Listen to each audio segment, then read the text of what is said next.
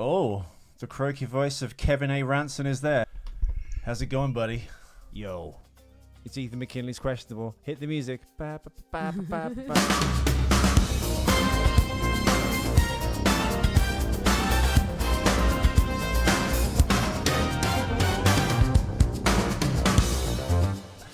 Hello everyone, welcome to Questionable. I'm Ethan McKinley, of course, you know my name if you listen to the show. I'm talking to Kevin A. Ranson, author of the Matriarch book series and the Spooky Chronicles book series. He's a film critic at moviecrypt.com, a meme creator, and his website is also The Thinking Skull, which I couldn't make a connection with. Kevin, how are you, sir? I'm good. It's lovely to speak to you in person finally. Little under the weather today. Yeah? It's a good voice. It's nice. It's got a nice timbre to it. Yeah. So yeah, how's it going, buddy? Well, my temperature broke, so I'm no longer at 101.2. What 101 are we on now then? 101.3? 101.4? No, it's going down. That's a good thing. It's like 98.8 or something. I've not done any prep for this, Kevin. I know all about your work and stuff. I've been, I've looked you up and stuff. Usually I have a set of questions, but I think because we're such, pop culture kindred spirits, we can we can find a way through this. And I've actually done an intro for you. All the shows so far, because it's like a weird Skype call, and the person you talk to kind of comes up on a screen. It feels really odd doing an intro. So maybe I just did it because you're not on camera. I don't know. So you're in Texas, is this correct? That is correct. I thought you were in West Virginia, like Ed Gein country. Well, I grew up in West Virginia. Okay. Went to college there, and then I left after that and joined the Navy. Because that's one of the first questions I was actually going to ask, is you're obviously like a horror thriller writer. Did the kind of like West Virginia background kind of like shepherd that, or does it come from books or movies? Or because it's quite a spooky, weird place. There's lots of kind of horror movies set there. One of my favourites, which no one else seems to agree on, which is Wrong Turn. Uh-huh. So, yeah, where does the inspiration to write these books come from, Kevin? Well, you kind of hit the nail on the head with that. There is, like, for example, the Matriarch series is all set around Glenville State College in Gilmer County, yeah, which is as dead center West Virginia as you can get. And it's, whether you're aware of this or not, the isolation before social media and the internet took off was to such a point where West Virginia and other places that are isolated like that used to be test markets for various products that never got to any other markets because it was so isolated. They were pretty sure that nobody would be able to talk about it to anybody else. So that gives you some idea that it was like 20 or 30 years behind the current trends and everything like that up until very recently. Is that still the case now for things? Because, I mean, we've all seen films like Deliverance and things, and there's always this, or Pumpkinhead, there's this suggestion that perhaps there were these like little pockets or communities of people that rarely see kind of, not civilization, so to speak, but they kind of, they're so isolated. You know, they've probably got one truck and they live in a shack and that's it, and they all sleep with their sister. Not to decry where you obviously studied or West Virginia listeners, I do apologize, but that's the impression given by lots of films. Is there any kind of like truth to hang that hat on? Well, you might sleep in the same bed with your sister, but that doesn't mean it goes further than that when you've only got one bed. It's that or the floor. Okay. So it's a very isolated area then. This is quite fascinating to me, especially like in the modern day. Is it that bad now? No, it isn't.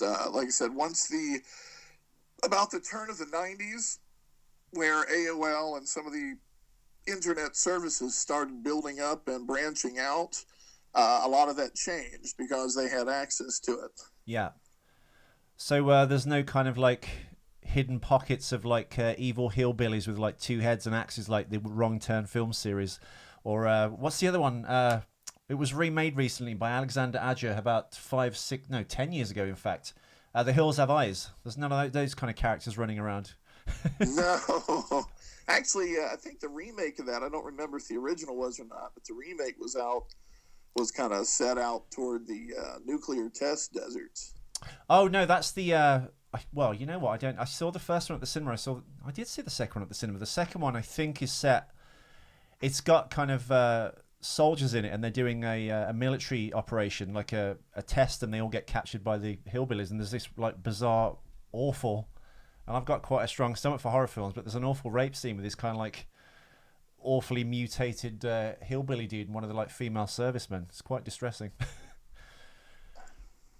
So, Matriarch book series. Prior to that, you wrote the Spooky Chronicles. What of them, sir? Well, what of them? Well, start with the Spooky Chronicles, because that's a series of books you've kind of done and dusted. Are you still kind of like writing those? Are they like... I am, but the priority has been on the Matriarch because I have a small press publisher. Right, because you've done a press tour, press tour, and you've done ComicPalooza, right? How did that go? Well, I did ComicPalooza last year. The most recent one I did was Space City ComicCon. Right. And how was that?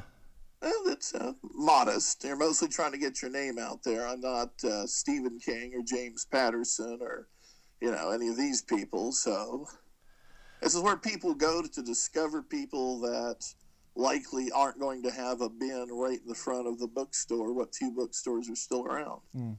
Do you think? I don't know though. Like you said with this social media stuff, do you think it's a better landscape now for an author because you kind of? I think back then you would have had to kind of like you'd write a book and a publisher would look at it if you were lucky enough, and either have it heavily edited or redacted, and still you might not kind of have to keep going back over things. Now I guess with the internet and social media, you have a greater reach to get more of your niche or target audience, depending on that. Do you not think it's easier now for a potential yourself or a new Stephen King even, or anyone writing a book? Well, the good news is that anybody can self-publish. The bad news is anybody can self-publish. Yeah. And the quality therein kind of varies from book to book. It used to be that you could pretty much say, oh, well, this is an indie book, or it was self-published because of how bad it was, but that's no longer true. And now as a result of that, it's a very crowded workspace, so you really have to work to get your name out there, and the best way to do that is to keep writing, create a body of work, and show that you have a steady deadline that these new works come out in order to build an audience. So it's still like the old days then? You still have to kind of crack into a publishing house? Well, not necessarily. You can completely do things on your own now. I don't know if you're familiar with Hugh Howey. No. But he cracked the New York Times bestseller list with a kind of a post-apocalyptic thriller named Wool, and then started writing a series of books following that, and he has made millions. He's kind of the big success story in indie publishing. And he'll be the first one to tell you, you can do this, but it's a willingness issue. You kind of have to set yourself that this is what you're going to do, and this is how you're going to do it, and this is how long you're going to stay with it. Sure. Does that mean he would, or you would have to, do you have to copyright your kind of work as an intellectual property? Is that something you would have to do so they don't kind of steal it off you? Well, theoretically, U.S. copyright law, anytime a work is complete, it is copyrighted. Automatically to the person or the creator of that piece of art? Correct. Yeah, okay. Right, but you can get an official copyright by registering with the Library of Congress. So how long have you been writing for? Well, the Matriarch, I've actually kind of done little creative things for years, going all the way back to grade school. I was ripping off something called, I don't know if you're even familiar with this, called Space Academy. And I thought it was a neat little show, so I drew up how I thought it looked and sold little 5-cent comic books in grade school. Was that a TV show from the 60s or 70s? 70s. It was a Saturday morning show, kind of in the line of like Art 2 or Sid and Marty Krofft. Okay. Oh, I can see it now. I've just got it up and Google. No, I've never heard of this. I thought it was one of those like ITC Jerry Anderson type things. Yeah. Yeah. Oh, Jonathan Harris is in They it. later took all the same sets and models and everything like that, and they remade it as Jason of Star Command, and that lasted for about a season. Yeah, Jonathan Harris, Dr. Zachary Smith is in it. So, how long have you done the actual books then? When did the timeline start for the Spooky Chronicles? Or was it the Matriarch that came first? Because the Matriarch is vampire books, isn't it? Yeah, well, the Spooky Chronicles started off in 2011, and then I was publishing those pretty steadily for over 2 years. And then when I was working on the Matriarch, which was actually a rework of I originally tried to write it in college.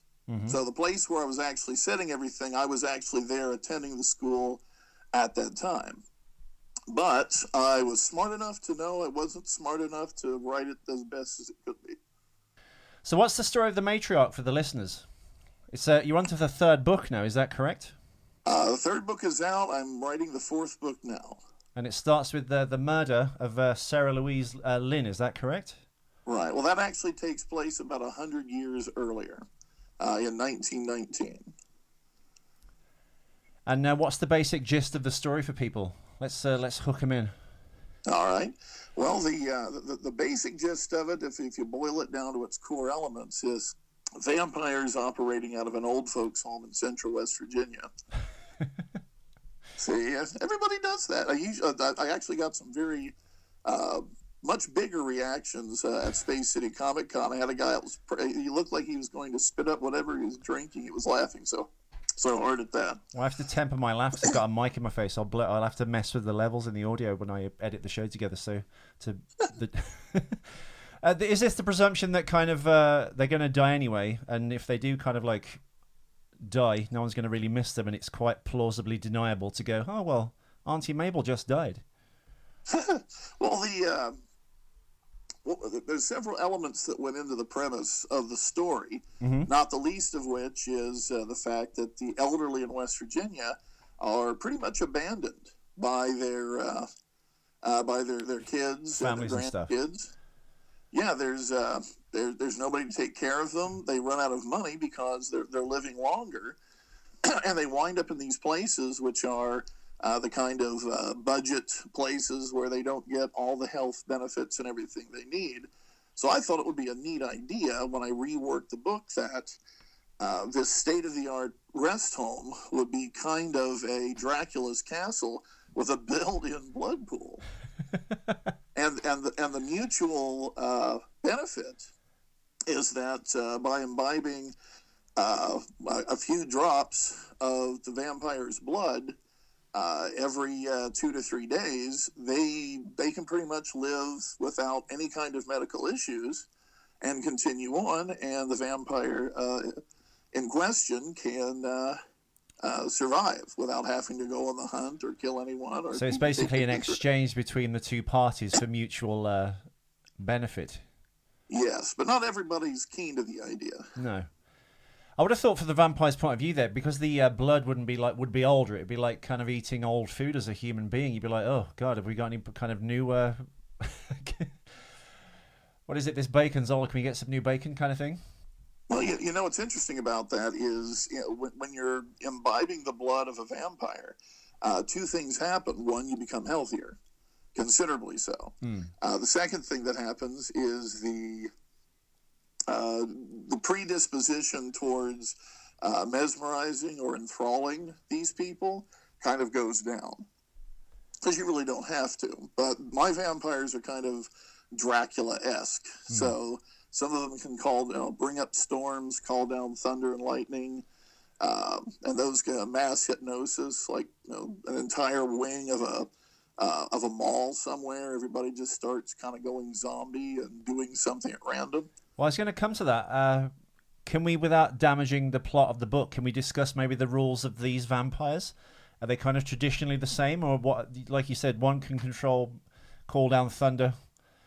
One can mass hypnotize people. Yeah, what are the vampire rules in your books? All right. Well, first of all, I was going to say, because the older people are imbibing some of the vampire's blood, even though it's a few drops, Usually in vampire lore, if you ingest the blood of a vampire, I was going to say living vampire, but it wouldn't be, would it? That'd be Mobius, from the Spider-Man comic. If you ingest vampire's blood, you then become a vampire, no? Well, not in this case, and that's one of the little rules I've never really enjoyed. So it's like life extension, but not eternal life. It's not immortality. Well, it's basically a 3-day power boost. Okay. And if you get it on regular infusions, then it's what you're called ghouled. Kevin, you should pitch this. Well, I was going to say, pitch this or write a scripting concept with the books ready to go. This sounds like a vampire story meets Cocoon. It's like the horror spin on Cocoon, yeah. That's not a bad premise or explanation, no. I try to avoid that, though. But it's close, actually. Yeah, no, it's... would you consider developing this as a TV show? Because I think the idea's there. You've got me hooked already. I haven't even read a book yet. But to like scoop up the people that haven't read books, maybe kind of like pop it as a script to people, as a spec script, as a possible TV show or a movie, like an outline. Oh, my publisher's actually working on that, and I think we'll have a better leg to stand on once I complete the 4th book. Yeah, because I think one or the other will like explode first, and then pull it, like everyone will go after the books, then or vice versa, or the books will become big, and then maybe a studio or production company will get involved with making that a reality. But it sounds great. But anyway, the rules of the vampires. So you can extend life by a few days. A bit like, I guess, a life Viagra boost by imbibing some vampire blood. What are the other rules for these vampires you've created? Yeah, no, that's not inaccurate. Over a period of time, they have minor shape-shifting capabilities. Right. So they can tweak their appearance. They can also look a little bit better than they actually were, which kind of lends to their enthrall ability to kind of help that along. They do have to sleep in the ground. It doesn't have to be their home earth or anything like that. But in the sunlight, they don't want to be up during the day. When the sun is touching the ground, they feel dead. At night, their heart beats. They breathe. So it feels less not normal, for lack of a better description. So sunlight doesn't like burn or destroy them. They just kind of feel, I guess, like very strong flu-like symptoms, right? That's not inaccurate, but they don't have to actually be in the sunlight. If the sun is touching the ground where they are, even if they're completely safe and hidden from it, right, they still want to crawl into the ground. Okay. If they are seen in the sunlight, then it's kind of a Pirates of the Caribbean, Curse of the Black Pearl kind of situation. Okay, I understand now. Yeah, so they're seen as their true selves.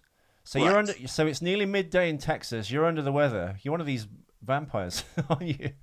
Maybe. So it's split over 3 books so far. Are you planning on doing? You said the 4th book. When would that be coming out? We're shooting for late September, early October. Right. And the response you had at the 2 Comic-Cons, is it 2 so far, right? Oh, I've been to several. Okay. I've been promoting it for almost 3 years. What about the big Comic-Con in San Diego?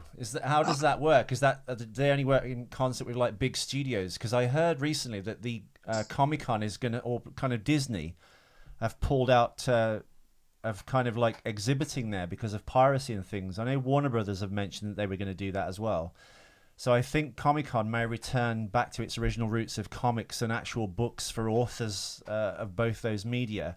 And I think the big movie studios are kind of like stepping away because I think it doesn't really benefit them anymore. So I've heard that. So it might be maybe something to go for. Is it difficult to get into something perhaps that big because of those big behemoth companies kind of like showing these gigantic products? Oh yes, the Comic-Con or San Diego Comic-Con sells out in like minutes when the tickets go available. So unless you are a vendor who has a contact behind the scenes, right, to get into it, you can't go. Right. There's just no way to get in. So you couldn't go as an exhibitor or a vendor to kind of like promote your work? Not at this time. Ah. It's very much cost prohibitive and time prohibitive. Oh, that sucks. Yeah, no, I've just been hearing lots of rumors in the media and stuff that the kind of big studios are kind of stepping away from that because they kind of like they already know as kind of, I guess, let's use like Batman as an example. Not that the film did particularly well in their eyes. I think they've realized now they've got that audience anyway, and I think they'll display like 1 minute of footage and it ends up on the internet. You'd assume that would be the reason to kind of like self-promote and use word of mouth. But they're calling it piracy and they want to stop exhibiting because of those reasons. So there might be a change in, I guess, the Comic-Con policy when these gigantic companies maybe step away from it. So there might be a chance then. I don't know. I'm not even sure why they would not think that somebody is going to snag a copy of this footage, etc., and so forth. And most of the time they release it within 24 to 48 hours. They do. Anyway. I thought they just tested the kind of nerd culture that they're like, oh, someone's filmed what the teaser trailer we filmed on a phone. They shot on a phone. They put it on the internet. Yeah. I always thought they used it as like a marketing thing to gauge the response and see what people were saying, and then release the stuff. Because they did this with Batman v Superman when he kind of turns on that gigantic light and he sees that first teaser trailer that was like a year out. I think it was well into like 2015, like over a year before the film came out a few months ago. I would assume that was something they wanted, that they turn a blind eye to, seeing what the fan community was going to like make of that and how excited they could make them, get them into a froth. But they're now saying that they don't like the piracy involved, whatever they mean by that. I'm assuming it's that, and they don't want fans to do that. But I assume that was the only reason. That's why you would go to Comic-Con, because you've got your kind of your core audience, and out of that wellspring would kind of shoot this fan reaction that would go all across the internet and set the world ablaze for this project.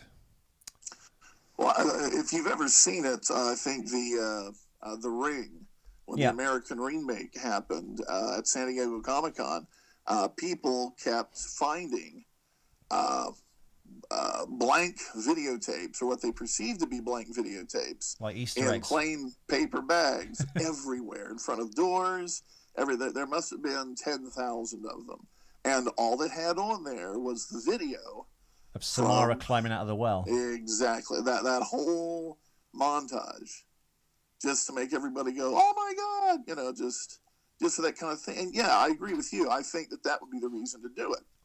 But you can see the difference in the way these studios approach this just on Twitter. Like the year that both Marvel and Warner Brothers had a leak, Warner Brothers posted or tweets this basically non-disclosure agreement. You agreed to do this when you did that, and stop posting this. We're going to keep pursuing it. And Marvel, all Marvel posted was "Damn it, Hydra." Yeah, because they knew. Yeah, they knew, and they're not going to go. It's there. It's out in the wild. Warner Brothers seems to have this kind of like weird relationship with the fans. I think they seem a bit more kind of like iron-fisted with people, which, like you said, I think is the wrong approach. I think Marvel rolls with it, knowing that's what will happen, and there seems to be a much more friendly, even though it's kind of Disney behind the scenes, they still kind of have this kind of like, I think, connection or friendship with the fan base. I think that's why they're being successful. They're obviously doing it right as well. I think Warner Brothers is falling apart right now because Batman v Superman wasn't well received. I think there's this kind of like management shuffle behind the scenes. I know Jeff Johns from DC Comics, who shepherds the kind of Batman Arkham games, and he worked on the animated series in the 90s, has now taken that Kevin Feige position, the guy that kind of like shepherds and controls all the kind of Marvel storylines, so they all like, I guess, all interconnect and work as this cohesive whole. And I think that's what Warner Brothers needs, really. I think they don't have like a figurehead in which to kind of like tie all these like story threads off, and I think maybe Zack Snyder has been, I guess, edged out of the way in favor of Jeff Johns. That's what I'm reading anyway, so hopefully they can pick it up. But I wasn't a fan of Batman v Superman. I know the director's cut's coming out soon, so that might change things, but maybe. Yeah, I think there's a lot of panic behind the scenes with those companies, and maybe that's what's, I guess, prompted Warner's to maybe say that they want to pull out of all the Comic-Cons. I don't know. Well, it's not just them, it was also 20th Century Fox regarding X-Men, and right now it's not doing very well, and it's getting very bad reviews. No, I saw it last week. XMen Apocalypse we're talking about, folks, and I mean, right from the get-go, I guess the costume of Apocalypse, the design looks more like they said, Ivan Ooze from the Power Rangers. Not quite, but it's not Apocalypse from the comic. And I think now in a world, I mean, X-Men started the ball rolling, or you could argue maybe Blade in 1998, the comic book film Revolution again. X-Men kind of really kicked off in 2000, Bryan Singer's film. But yeah, I guess they weren't kind of bound to copy the comics. It was like the old way they used to do all movies. I think the closest thing to a comic then would be Richard Donner's Superman, which is still a great, great film. But they're all in black leather in the X-Men and stuff, and they still kind of have that ethos. And at the end of X-Men Apocalypse, they kind of get close to putting them in their kind of X-Men outfits. But it's a bit little too late, I think, in a world where you can literally tear the page out of a comic book and put it on screen. And Marvel's doing that with like all the bells and whistles, and the stories are working. Like Civil War, I thought was a fantastic film. They're making these like amazing political thrillers that seem to have just superheroes in them, so it's like next level filmmaking. And I think the same with Fantastic Four. They're kind of missing the ball, and they're not giving the fans what they want, which is the comic book kind of on screen. I don't know. What do you think of all this, Kevin? Have you seen Apocalypse yet? I have. I'll tell you just taking one step back. The biggest problem with the Fantastic Four movies is none of them have any clue how to do Doctor Doom. No. Not a clue. Not a clue. I'm sorry. It's just every time they put him out there, it's like they're trying to give him superpowers. It's like, guys, Doctor Doom has the same superpowers as Tony Stark. He's effing brilliant. You need to bank on that, okay?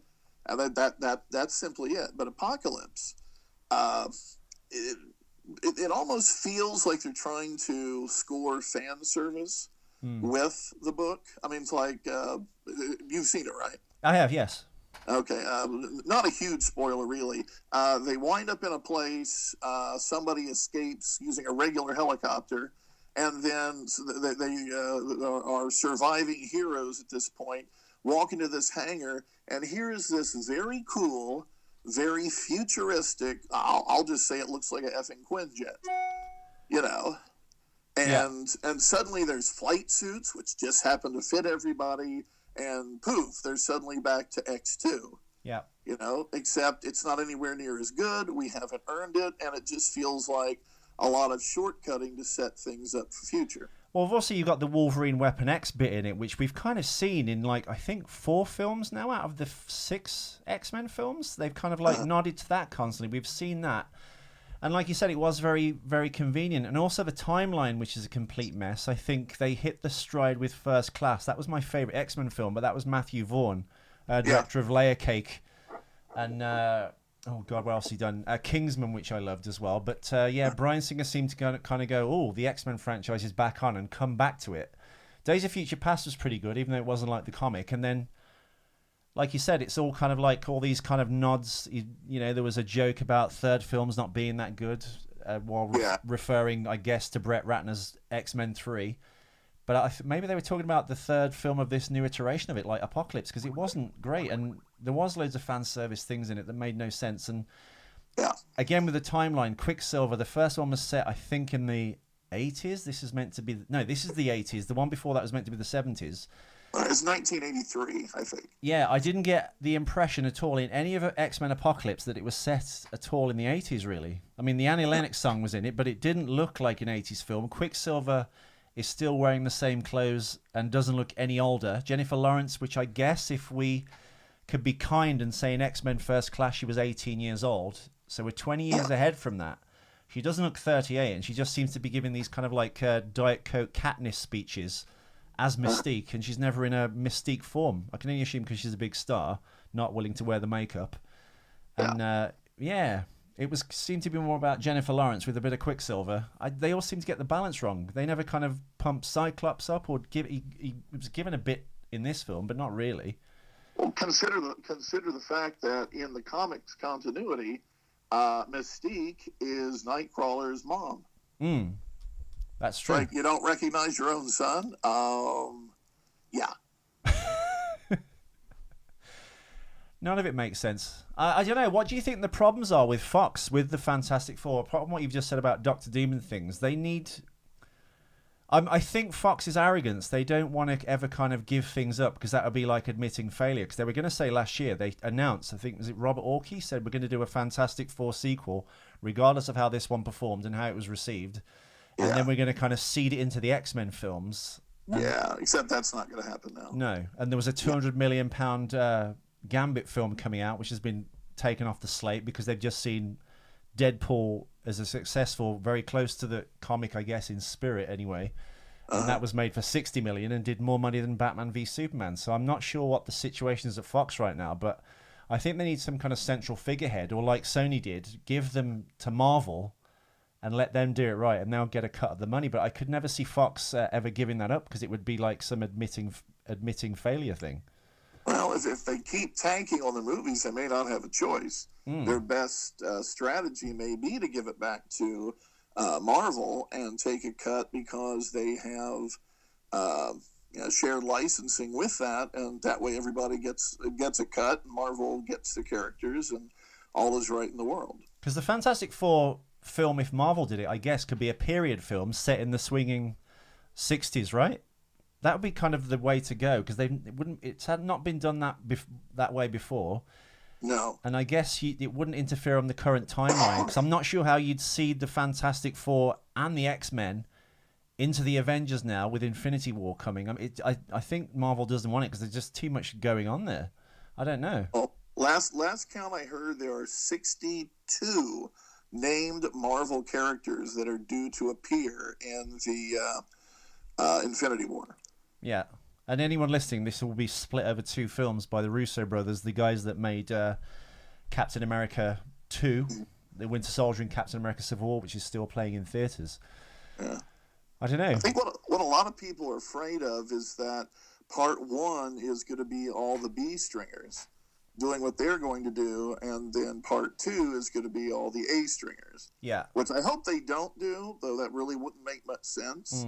And I don't think they will, but that's a really big fear. I think Marvel's too good at that now. I think they worked Spider-Man well into this new thing, and they kind of they actually cast a kid this time to be Spider-Man, which was refreshing.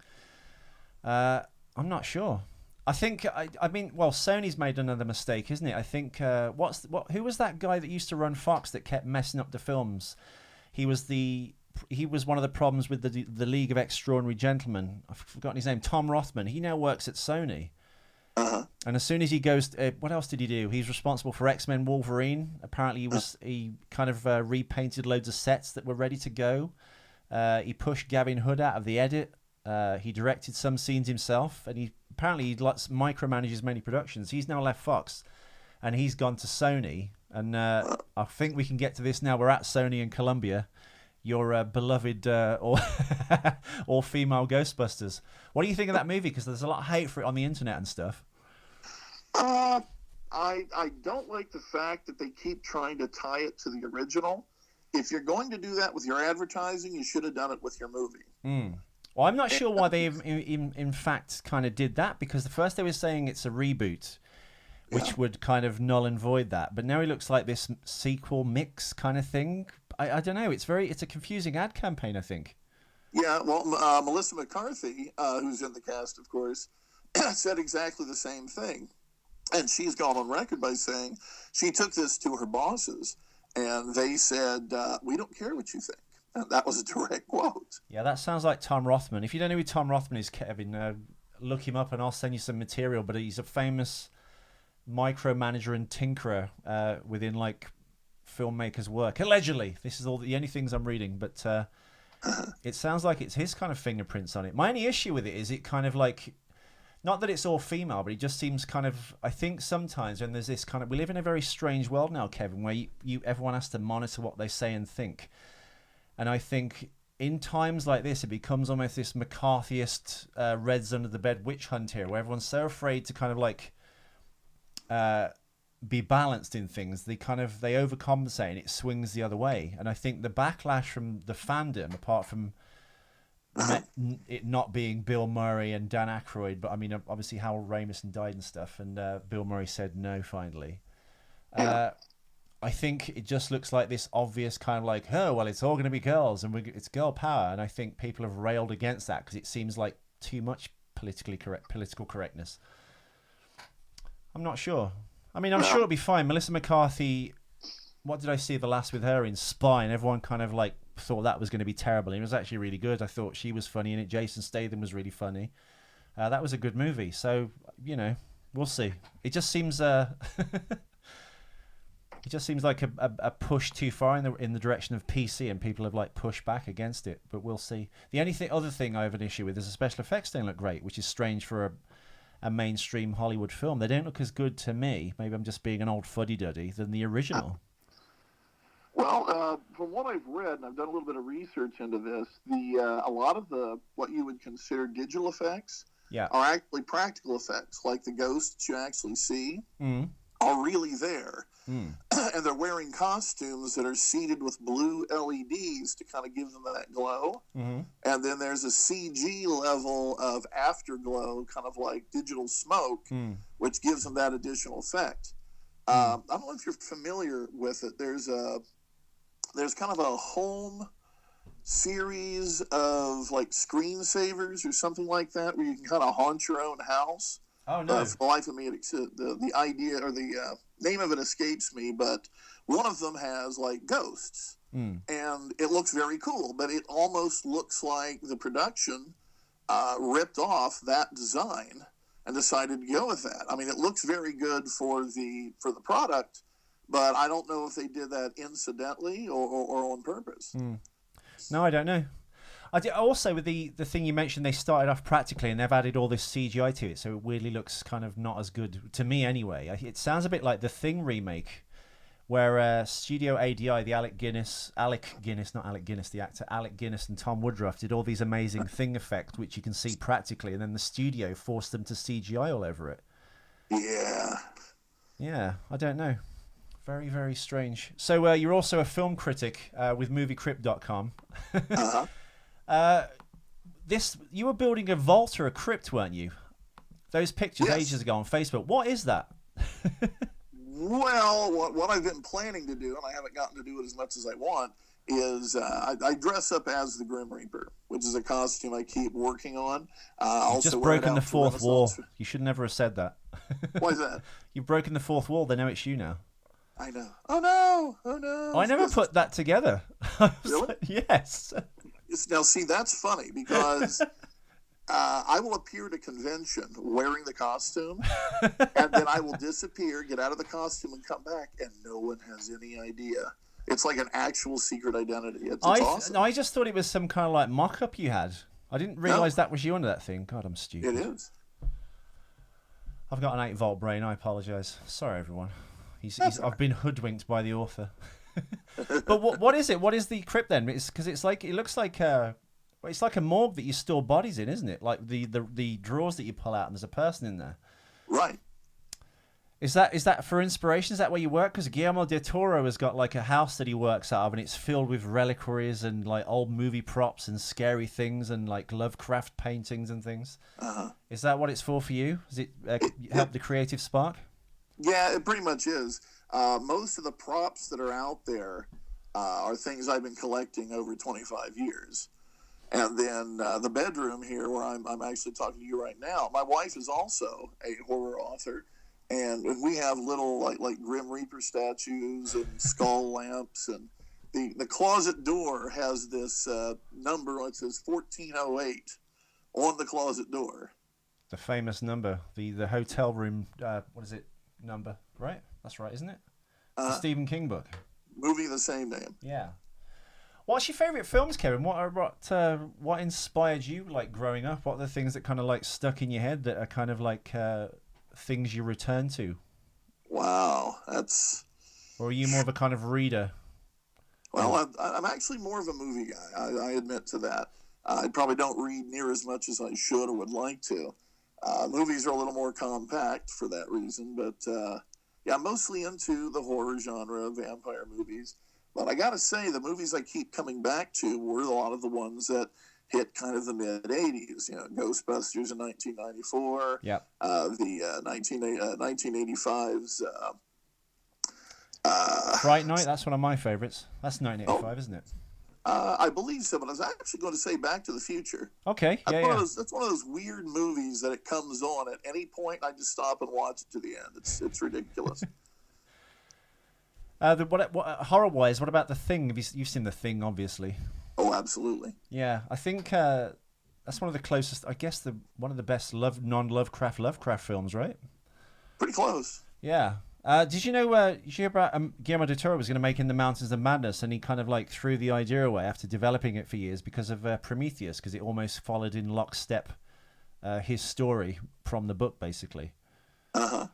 Well, technically, there already was In the Mouth of Madness, the one with Sam Neill.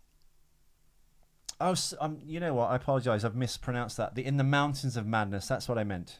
Ah, gotcha. About discovering like an ancient evil. Which I guess is what they used as the template for Prometheus, which I'm not a big fan of. So, moviecrypt.com, how does it work? You watch a film and you kind of like critique it. What are the biggest stinkers of the year for you? What's disappointed you? Wow. I don't think I have enough time to go through all those. Top 3. Well, I'll say Batman v Superman was terrible. What was that lacking for you? Well, you know, there were some points early on in the movie that I didn't hate. It looked like they were kind of going somewhere.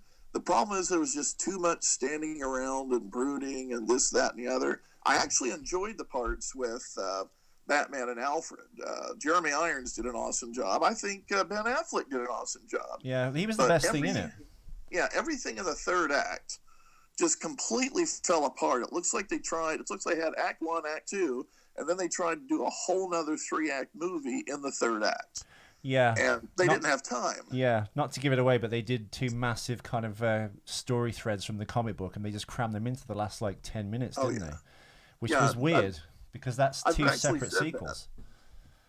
I think Henry Cavill was underused as well. I don't think it's his fault. He looks great, but they never give him anything to do, and I don't think they understand perhaps the character of Superman. And I've said this to people, and they say, well, they reinvent Superman constantly in the comic books. Why can't I do it with this? What are you talking about? This could be a darker Superman. But I think to a general audience, you've got to introduce Superman in his purest comic book form. And once you've established that, you can obviously bend the character and take it in different directions. I mean, we did Evil Superman, which is still brilliant to this day. Christopher Reeve's amazing, one of the all-time great performances in acting, really, that when he played both Clark Kent and Superman. Henry Cavill's not really, I guess, captured that, but I'm not sure if it's actually his fault. I think the studio, not confident in the Superman character, didn't do the Man of Steel 2. They kind of turned into Batman v Superman, and kind of Batman had the lion's share of the stuff.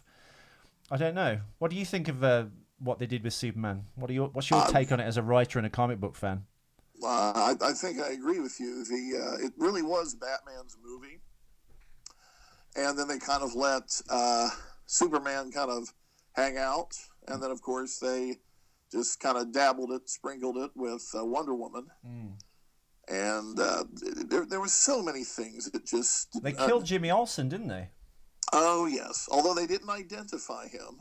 Although I'm sure the director's cut will say that. And then the quote. The Zack Snyder quote, our movie is too big for Jimmy Olsen, so we had to kill him. It's like, what? No concept of the character or the universe that they're set in. It just, no. Yeah. They also dumped, I guess, from the Man of Steel, the 3-way love triangle. Lois immediately knows who Superman is, and they have a relationship. So you kind of you lose that. I think one of the things with Superman is you've got this 3-way love triangle because he can never tell Lois who he is. Yeah. She's in love with Superman. He's in love with Lois. I don't know. I mean, I guess the feminist ideology now would say, well, if she would be like that, she's shallow. But I think for a comic book, you miss this really wonderful 3-way relationship of the 3 characters, Clark, Lois, and Superman. And that was also lost. So that's another kind of acting beat that Henry Cavill would never ever be allowed to kind of play, because everyone knows, she knows he's Superman. I don't know. They just missed the character. They missed so many wonderful things. And Superman, really, the only way you can hurt him is by hurting the people he loves. He should be torn apart only by the fact he can't help everyone in the world, instead of just killing everyone willy-nilly, which he seemed to do in the previous film and this Batman v Superman. The solution for Superman, I guess, is just kill whoever the problem is. Maybe that's an American political foreign policy thing. I don't know, but it's very, very strange for the character, I thought. I didn't hate Man of Steel. I thought the ending was overlong and not quite BVS overlong. But I like the idea that this is Batman Begins. I like the idea that he was this is why Batman doesn't kill.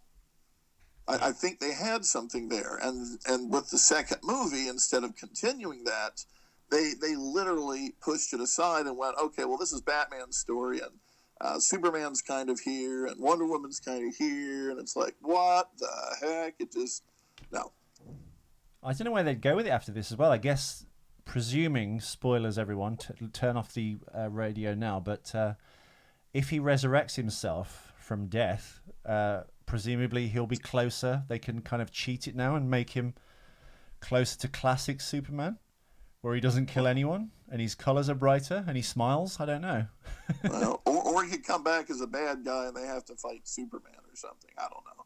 Yeah, I don't know. Just making him not bad, but an ambiguous character from the start. You're kind of like damaging a possible Red Sun sequel storyline as well and things like that. I don't know. Very strange. Yeah. I think the biggest problem Warner Brothers has had is they see the money that Marvel was making hand over fist, and they want to shortcut to their big, huge production thing as fast as they can. Yeah, the Justice League movie. Working. Yeah, it's not working. They haven't earned it. No, I completely agree. You only kind of everyone hooked into Avengers because we'd had like I think 4 or 5 films up to that point and got on board with the characters. So when you saw them together, it actually meant something. Yep. And going immediately to Justice League by having one 3-hour very crammed, which is apparently 2 hours, I think 30 minutes, which is now going to go to nearly 3 hours with the director's cut when it comes out on Blu-ray in a couple of months. Yeah. It was way too much. Just make 3 films, and plus they crammed in potential sequels, squandered into Batman v Superman. But no, I think you're absolutely right. What's the next step for you as an author then? Are you going to continue with the Matriarch? Are you going to have another set of books coming apart from that? Well, right now the 4th book is the final plan book. If it should suddenly take off, I have a tendency to write continuations in and things where the story can go if it does indeed continue. So I have trouble just ending things. As long as there's another book that could come out, there's always a possibility there's another story or stories behind it. Also, you were in the Navy. I'm gonna put this question to you because the Philadelphia experiment. For anyone listening, the American government was experimenting with I think radar invisibility. And the old legend goes, the conspiracy theory, the ghost story around this is they created actual invisibility, and the ship that they were testing this on, the USS Philadelphia, actually phase shifted out of existence and came back. But when it did, I think there's reports of shipmen and seamen stuck in the walls and things. There's all these like weird stories. They made a movie about it that John Carpenter nearly directed with Michael Parry.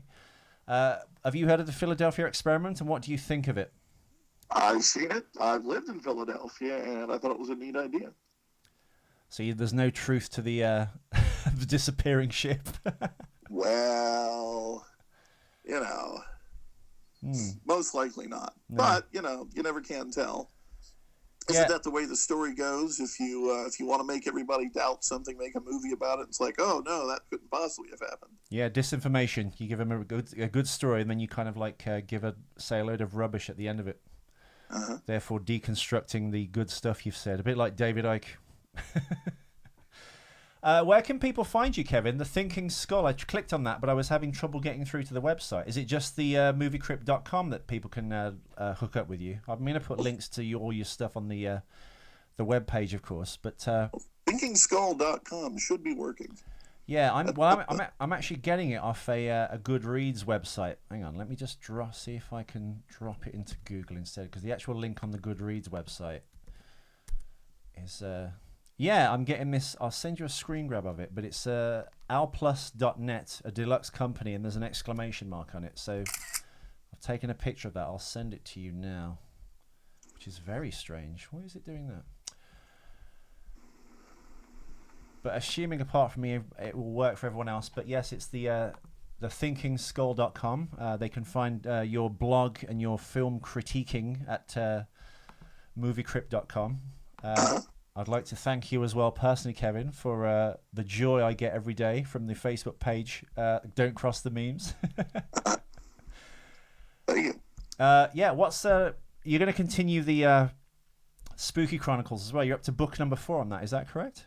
Yes. Technically, there's 5 books if you count the prequel. Right. So yeah, if you want to hook up with Kevin's work, I'm going to put links to all this under the YouTube video if you're watching the audio version on the YouTube video. If you're watching or listening rather on SoundCloud or iTunes, if you click down on your phone and look in the the information below that, you can find access to buy Kevin's books and read his films stuff at Movie Crypt. You can buy his books on Amazon. The links are there for you. And I hope we can do this again soon, Kevin. All right. What time is it there in Texas right now? It is 12:23 Okay. p.m. Well, Kevin, thank you so much, sir. It's been wonderful talking to you finally. And yeah, I had a great time. Awesome. Dude, I love you. Thank you so much. All right. Bye-bye.